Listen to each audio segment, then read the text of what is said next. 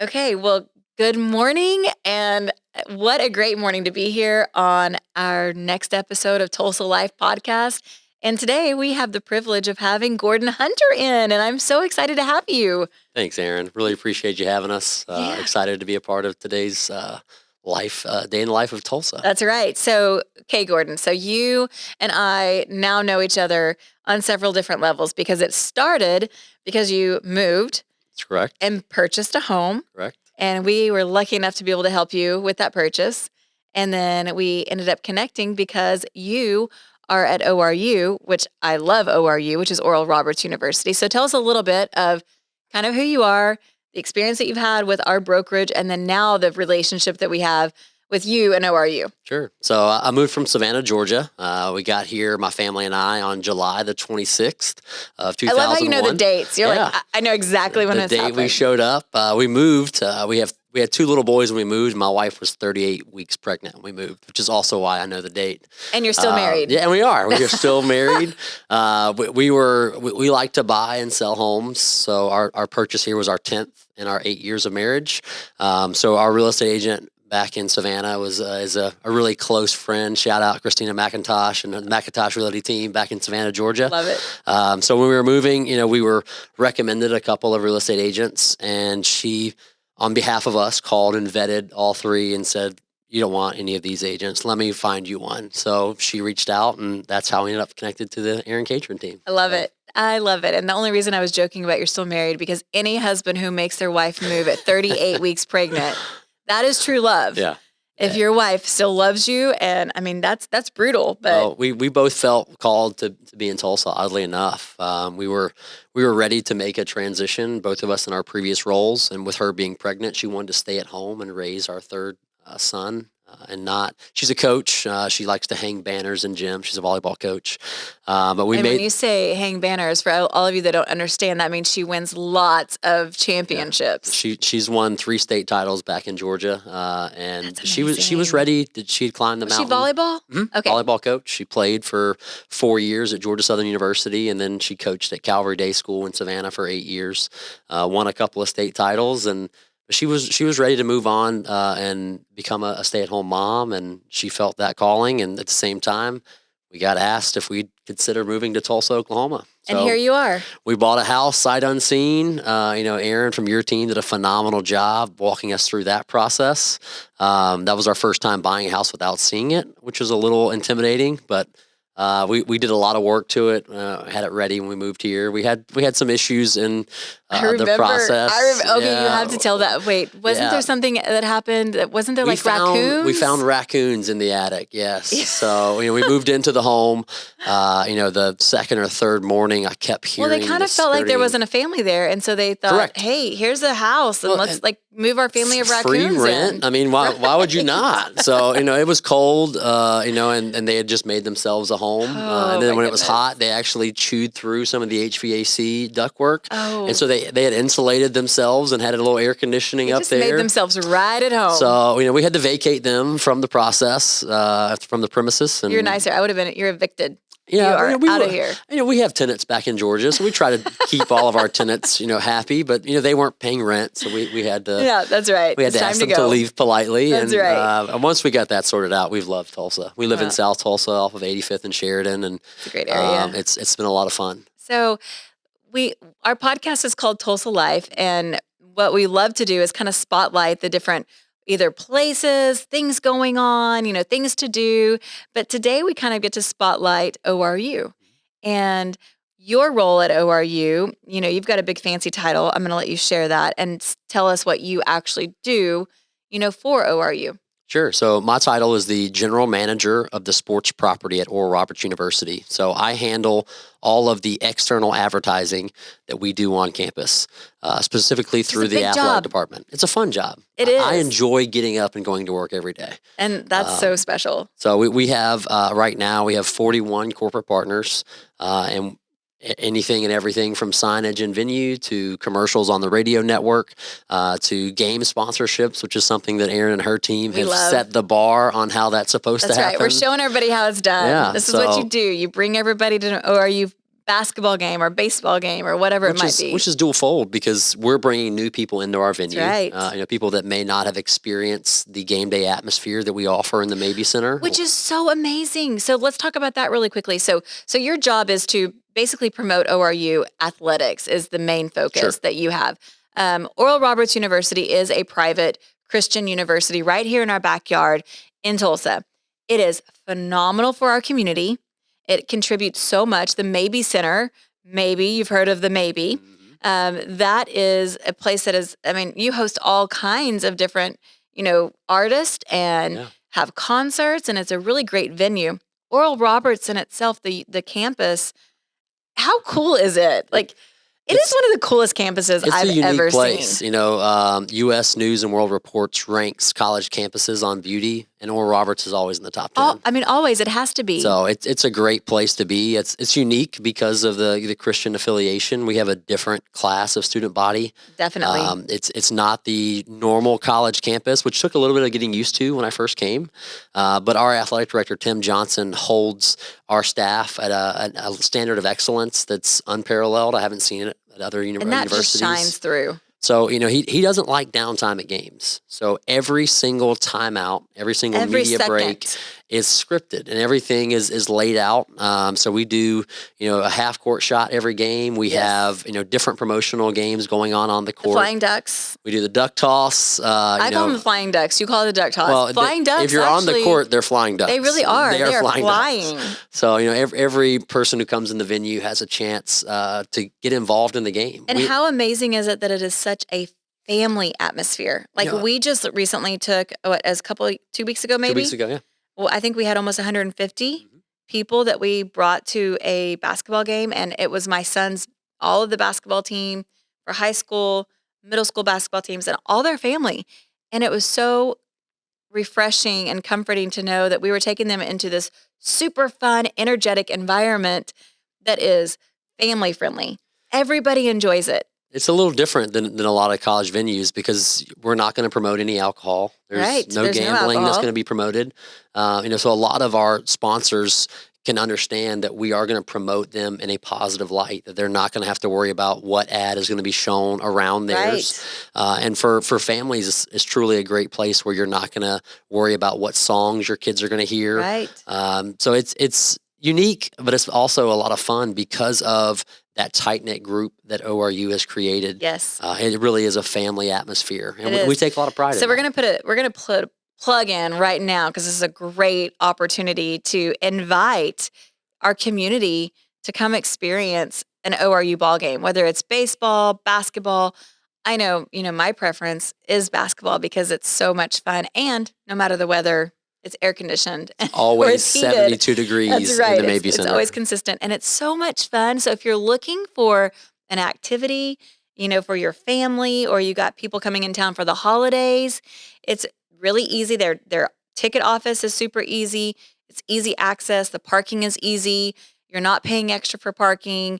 You can go in, buy your tickets. You have promotions going on all the time. So different nights, you're going to have different promotions.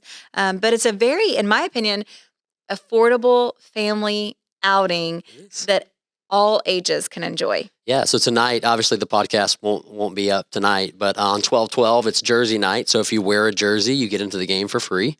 How cool is that? On the 21st of this month, December the 21st, we're running a promotion called Paper the Maybe, where if you go online and scan a QR code, you get a free ticket to the game. So an opportunity for you to come out and enjoy the atmosphere that the Mabee Center offers without having to break the bank. And right here during the holidays, I think that's even, we're more sensitive to spending money. And we're also, sometimes you're going, okay, well, we don't have anything going on. Just going out to dinner is expensive now. Absolutely. And so to have that option to do something that you can support our community, support a school here and support the athletes in the school. I mean, it's just really cool. So we love it. And our team, we've taken our team, we've, brought, like I said, my son's basketball team, and everybody always comes away just going, that was a lot of fun. Well, and that's what's been so unique about moving to Tulsa is there is so much to do in this town. I came from Savannah, Georgia, which is about a third of the size of Tulsa. And there wasn't as many activities, but for all three of my kids, they love to be active. So what are some things that you guys enjoy doing around Well, Tulsa? the gathering place is kind of the easy answer, Yes. right? You can go spend 2 hours there and not spend $1, which I is hear they great have a for really, kids. really cool Christmas thing. They do. So we'll do that. So my parents are flying in town later this month. Awesome. So we'll fill their calendars while they're here. But we'll do that. The Discovery Lab does charge an entry fee, but that's a great place for kids on rainy days. And it's indoors, right? Yep. Exactly. We have joined the Tulsa Aquarium, so we visit there on a pretty regular basis. Shout out to the Jinx population that Love that. enjoys the indoors there. They also have a great playground. The zoo playground is actually top notch. Really? I my was son's shocked. almost 16, so we haven't been to the zoo in a long time. They redid the zoo playground, I think 2 or 3 years ago. And in terms of kids being engaged, you could play for 3 hours just on the playground without seeing any of the animals in the zoo. That's amazing. So we did the zoo run in March last year, and my 6-year-old loves anything competitive, so he thinks he won the Tulsa Zoo run. Of course he did. If anyone sees him, don't argue with him on that. Don't tell him otherwise. Yeah. That's right. So we did that and played on the playground for 2 hours. So that place is phenomenal. So lots of outdoor activities, but I would put the Maybe Center up there with some of the unique opportunities that you have in Tulsa to entertain your family. So we see about 800,000 people in the Maybe Center on an annual basis. Wow. Just in the month of May, we do over 150,000 because of all the graduations. Wow. Well, it's a great venue. And like I said, the campus is beautiful. I mean, we usually do a scavenger hunt for our Christmas party, and it always includes, something on the ORU campus. Either the praying whether the praying hands or I don't know what the building is called that looks like the Seattle Space Needle. Oh, so that's the prayer tower. Okay, that's the prayer tower. Okay, so, we're always like, okay, go to ORU. You can get a picture. It's like Art Deco. It is. And it looks a little bit like the Jetsons? futuristic. Like, it is, yeah, exactly. yeah, I You think feel like like you're if you know stepping into the future when you walk on campus. How many people now don't even know who the Jetsons are? That's sad. Oh man, especially Meet like George Jetson. wait, wow. I live there. Yeah. We need to have a sing along next time we have you on. That was pretty impressive. We do that at the Maybe Center. We have a sing along promotion where you have to finish the lyric.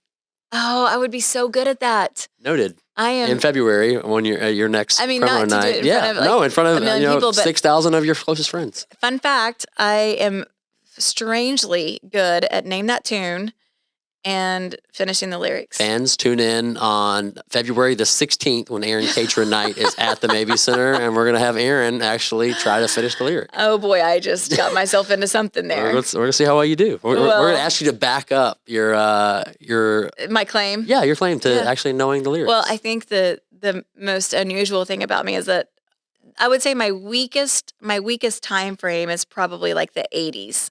Like I'm not great. Interesting. Because I was a baby. I was born in the 80s. Me too. So I don't know a lot of those songs because I was too young. But then my mom, we were only allowed to listen to Christian music or the oldies. And the oldies back then were like, what, 50s and 60s? Yeah. So I actually grew up on like Beach Boys and Elvis and like all these, random. So those I actually am better at than like 80s and even a little bit 90s because until my mom didn't know that I was listening to the music that I wasn't supposed to be listening to. Right. I didn't know a whole lot of that. Right. Dad was a 70s rocker. So See, my dad loves 70s rock. I can live in that genre for a while. Yes. So 70s rock. And then even I listened to country. I can pretty much name anything from Disney that happened between probably 80s to like 2000s because I had little siblings too. So have you passed down the music knowledge to Noah? Is he as versed as you are? It's probably a big mom fell on. He knows what now it's all about like what he sees on 2K and like the songs that he's Fortnite. It's all and it's all like this rap and he listens to stuff that I still know some of it, but that's the other thing I love about Tulsa is just the array of music venues that are here, but also the array of artists that come to Tulsa. Definitely. And that's something that Savannah didn't have. They've just opened a new in-market arena there.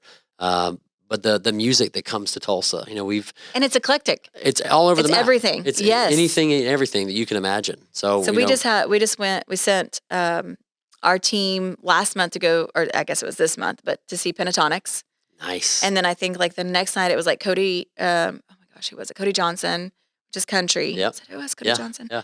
And then well, and this isn't music, but Jerry Seinfeld was in Yeah. town, and Hamlet's coming. Cool in the Gang Not Hamlet, Hamilton. Cool in the Gang is performing at the Yeah. one of the casinos. Cole Swindell, shout out Georgia Southern University, Right. just played at I love the that. Kane Ballroom at the beginning of October. So we've seen some very cool artists come through. Was it Carrie Underwood that just Yeah. came not too long She ago? played a couple weeks ago. Yes. So genres from all over the map. But Yes. anything that you want to taste? What's the last concert you went to? Ooh, since we've been in Tulsa, we have not gone to near as many. Probably my favorite concert, not my last concert. We saw Three Doors Down that came and played that's at kicking Paulson it. That's Stadium. a little old school. Yeah. So that was my genre of music I grew up listening Yes, to. okay. So that was. I think the last one I went to 90s here rock. at the BOK was Michael Bublé a couple months ago. So I didn't go to Pentatonics when they went. And then who else was in town that we didn't end up going? I don't remember. But anyways, I think Michael Bublé was the last one. And he puts on a great concert. He does.